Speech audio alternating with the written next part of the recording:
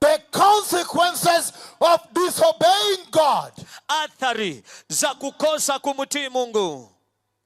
The way you see this generation playing around. Jinsi unaona kizazi hiki kikicheza cheza. They are watching on TV. Wanatazama kwa runinga. On K24. Katika runinga ya K24. Cripples literally get up. Viwete kihalisia wakiamuka na blind kutembea. Eyes open. Macho ya kipofu yakifunguka. Deaf ear pop open. Masikio ya viziwi yakizibuka na kufunguka. The kneecaps placed. Ile goti, kifuniko cha goti kiwekwa.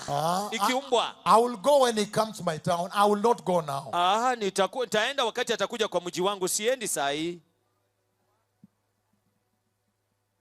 The consequences. Athari of disobeying God, not running there, not running there. Ya kukosa kumtii Mungu, kukosa kukimbia huko, kukosa kukimbia huko.